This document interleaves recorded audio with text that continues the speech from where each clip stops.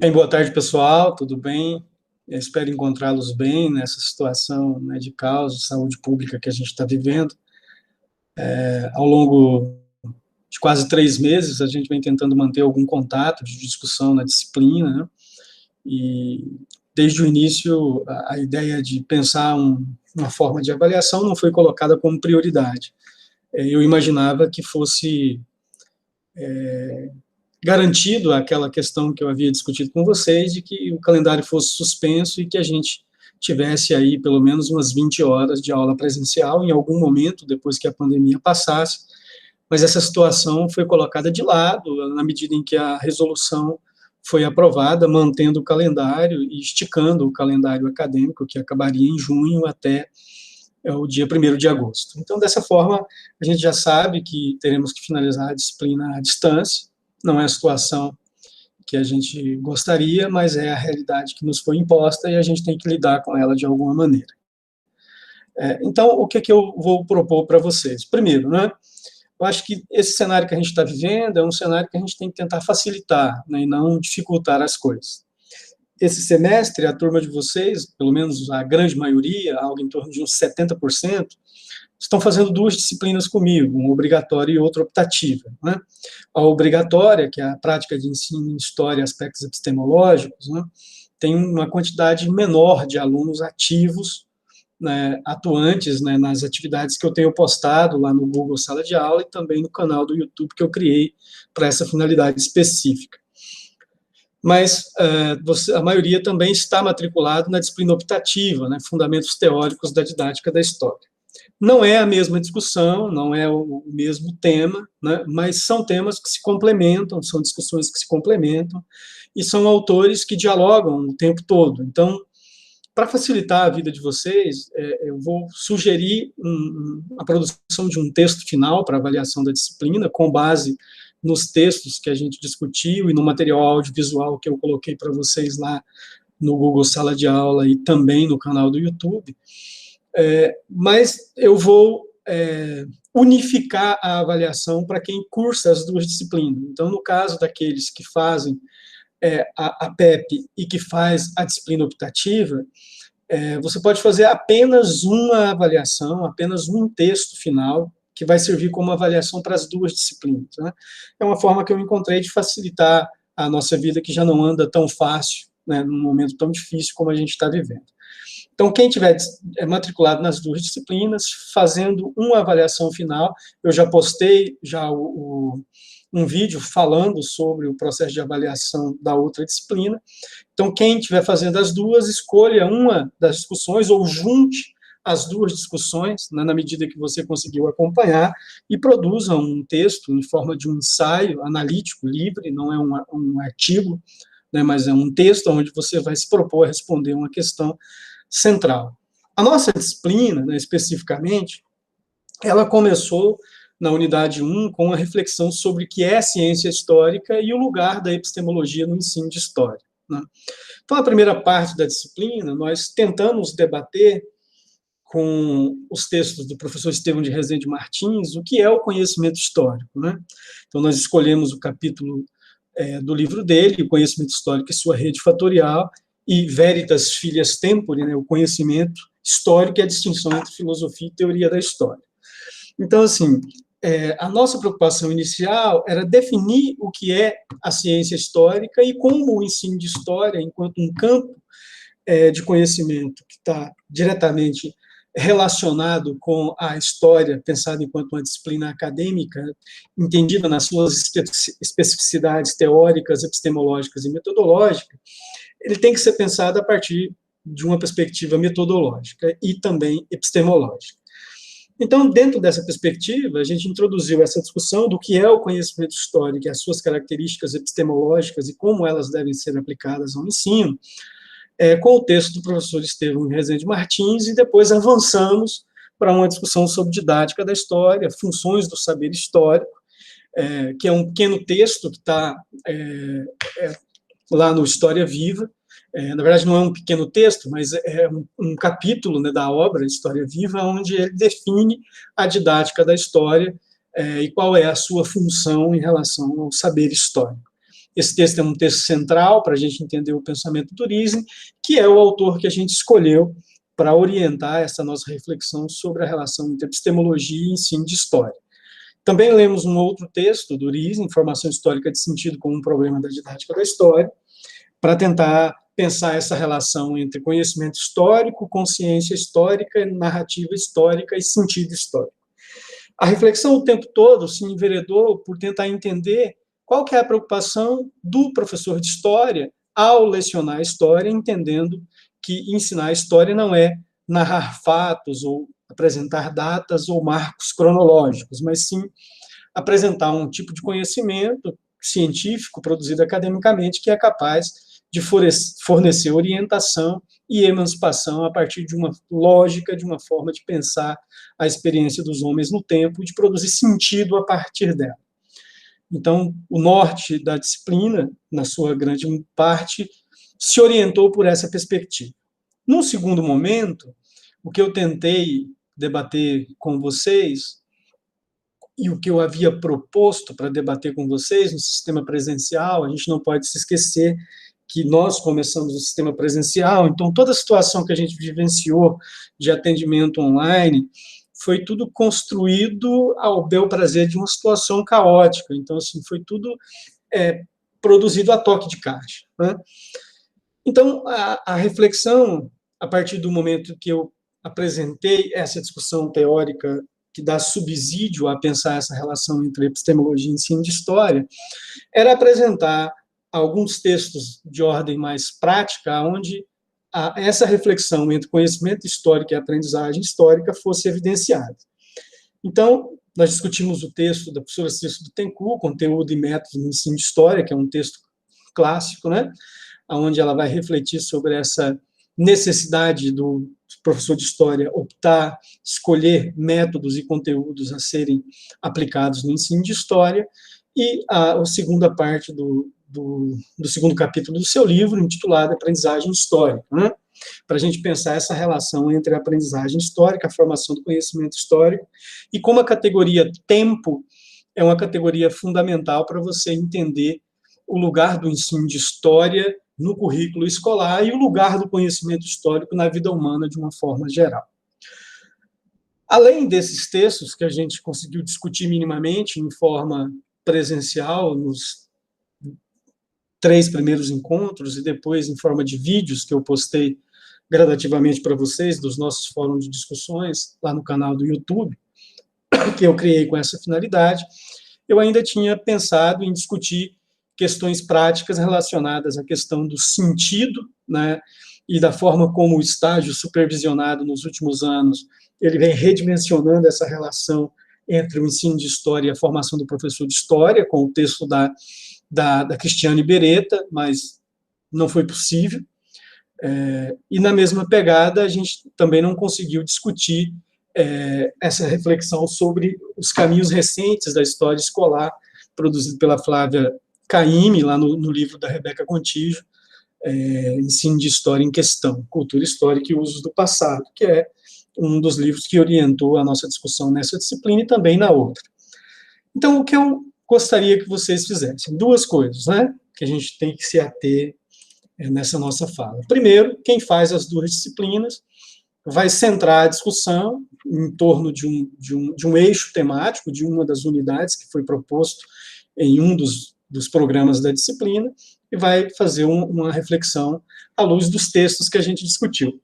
Lá no portfólio da turma de vocês, no Google Sala de Aula, nós temos também a palestra, né, do professor Sadi, que em parceria com o Luiz Fernando Serri, lá do Encontro do Jedi, que é um material que nos ajuda a entender esses 2 primeiros textos da disciplina, e uma palestra, né, que estava disponível no YouTube, do professor Estevão de Rezende Martins, do programa de pós-graduação da UNB, de uma aula que ele deu lá, sobre os conceitos fundamentais da teoria da história, onde ele vai apresentar essa ideia do veritas filias tempore, né, e do conhecimento histórico produzido a partir de uma teia, né, de fatores que dão sustentabilidade e condição de existência à sua produção. Então, essa palestra nos ajuda a entender os elementos centrais dos 2 capítulos do livro dele que a gente leu ao longo da disciplina, né? E conseguimos trabalhar um presencialmente e o outro a gente já teve que fazer à distância.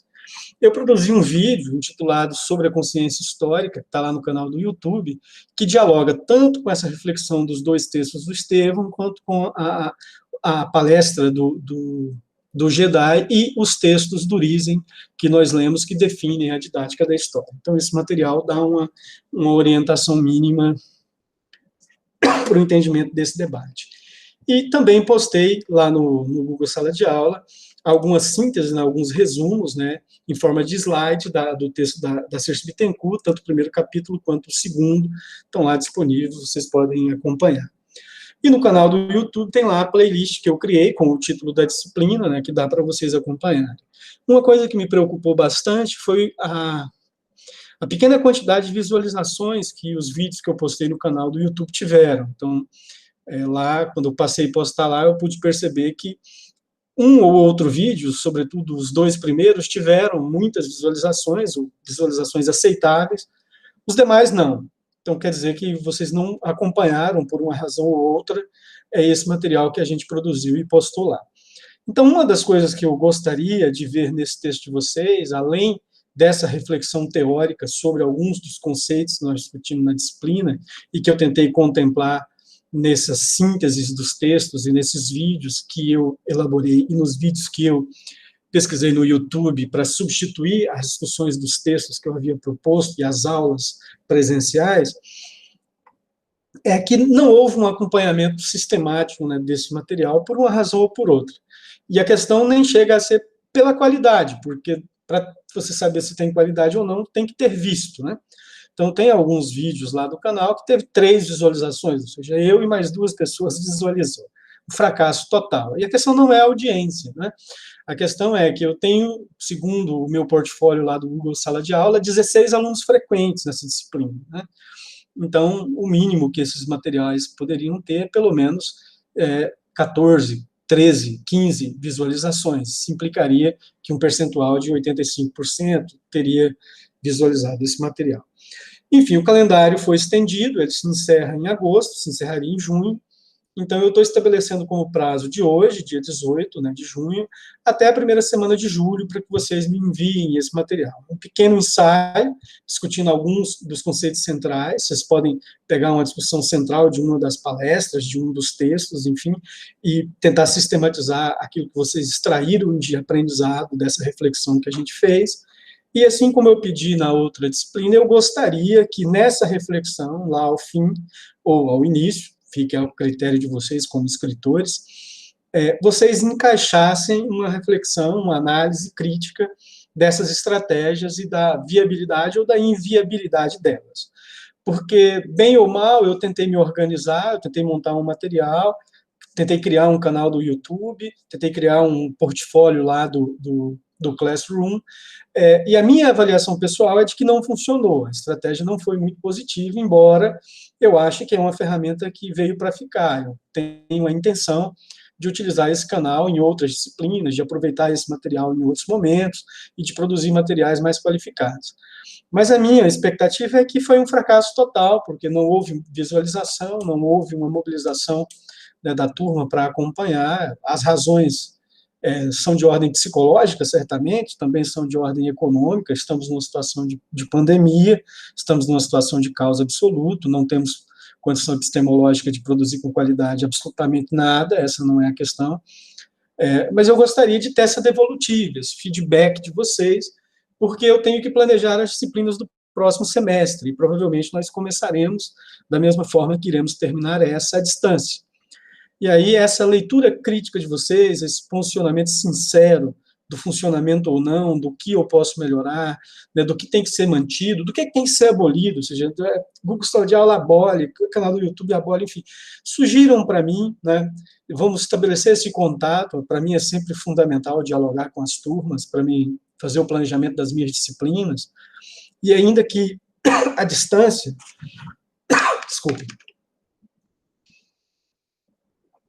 ainda que à distância, eu gostaria de ter esse feedback de vocês, gostaria de ouvi-los, né, sobre a viabilidade ou não dessas estratégias que foram criadas para atendê-los, né?